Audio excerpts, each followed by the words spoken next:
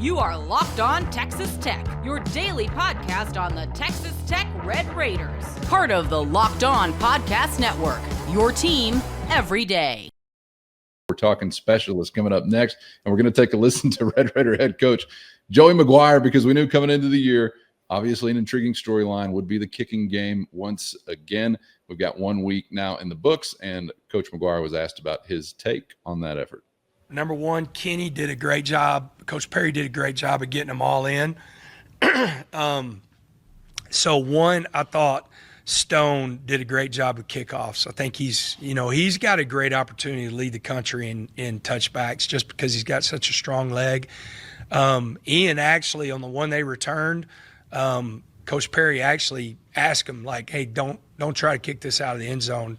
We want to see how our kickoff coverage covers. And so that was kind of planned because the next time Ian kicked it, he did a good job. I think we hit a 29-yarder and a 31-yard field goal, so it was good to get those guys in the game. Kind of wondering, Chris, beyond the surface, what might have been learned internally. Do you think there were things to take away from Saturday? So you had three different kickers kick either extra point or field goal. You had multiple deep snappers. We never saw a punter unless it was Jack Burgess and they're holding.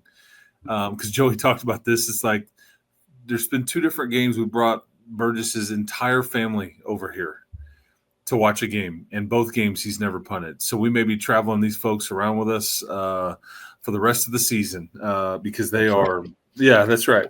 So – and again, Ian Hershey was, as Kenny Perry would say, Ian Hershey was brought in here to back up Jack Burgess at punter. But I will say, and it's going to continue, so I don't think there's anything definitive yet. However, as it relates to your kicker, I think that Stone Harrington has won the kickoff job. Okay, I think that is his job. Now, when we're getting into the extra point and field goal duties, which is what we've talked about all summer, like just one of those things that you're kind of curious about, like how worried are you about it? When will it get sorted out? You tried to address it in the portal and all those things. But I would tell you that I'm not so sure that Stone Harrington isn't winning this job. I don't think that he's won it. There's a big difference there. I think that if Stone Harrington doesn't blink in the next 2 weeks, he's going to kick the meaningful extra points and field goals and all those things in Salt Lake City. And I think at that point you will say, okay, bud, go for it. And it'll be his gig. I think this competition will somewhat continue over the next 2 weeks. How stressed it will be, I mean, there's no way to know. And that's what sucks about, like, Belenfant just misses an extra point in a meaningless game. Totally afterthought. Doesn't matter a bit. But and when you're in a bit of a competition, it all matters. And I think that's. I'm not saying that Harrington is now out in front because of that, but it didn't help Upton's case as you're trying to, the margins are pretty thin here. You don't know what opportunities you're ultimately going to get against Kent State. You could have 4 field goal attempts or none. I mean, you just, there's no way to really get it. Same with Oregon State. You just don't know but I think that at this point right now, down the stretch they come. I think Stone Harrington is he's ahead by a leg or two.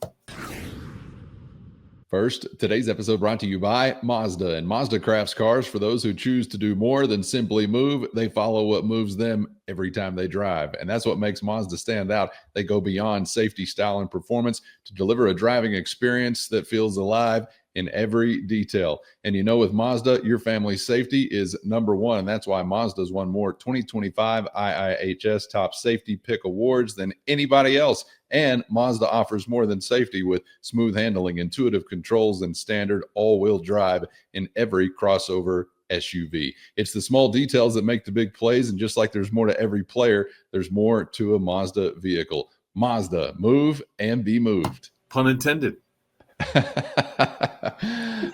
Thoughts on the kicking game from yours truly first? I'm pretty sure Belafonte, number 27, that number should never be given to a specialist. I don't know if it should be given to anyone. Wes Welker, man. Give me a break. That's the first thing I'm thinking about looking through the binoculars on Saturday night. That ain't Wes Welker. Maybe just the first off the bus dude, even if he doesn't play. We got to have 27 looking good, at least on the sidelines, with all due respect to the physique of Upton Belafonte. But Chris, I think this is one of those actual battles or, portions of a game like Saturdays, and hopefully another one on Saturday morning, sort of a snoozer on the scoreboard, where I know it would feel different if it's Ames, Iowa to like win the game in the Big 12 in November, but this has to be one of the things that comes with a lot of pressure, just given the happenings for the team on a day like Saturday or this next one. Because like you're talking about, just an extra point at the end of the game could have an implication on this type of competition. Yep. And I'm not saying it's just a parade and easy street for all the other spots or anything like that. I know it all brings value, but it's just you out there when you're doing this, man. And I don't know, even if it's only in front of 3,500 Red Raiders in a 60-point game, there's got to come some intensity and urgency with that type of setting. So there's plenty to take away probably from this next Saturday as well. Yeah, self-starter type conversation there. It all matters. And yeah, this one's interesting just because I told you this about Stone Harrington, who's been in the program for some years now. But he's starting to meet with somebody and kind of talking through the mental part of the game. And I just think, Stone was maybe previously guilty of just overthinking some things and whatever, but I think he's in a good spot now. But he's a big kid, very talented.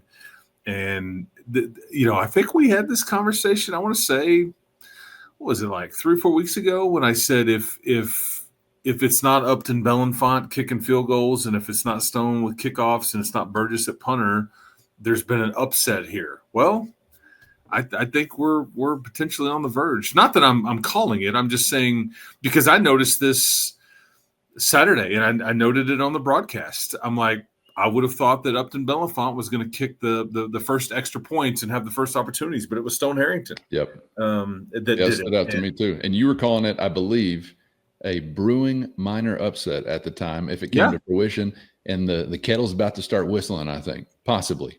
But we've still got some time and some kicks, obviously, so we'll see what changes. Can you still buy one of those these days? Like where just when it gets so hot it starts steaming? Okay, yeah, that's some like classy old school stuff right there with making tea or coffee or whatever. These are the folks preserving a nation, Chris. Nothing smart about these kettles. No Wi-Fi necessary.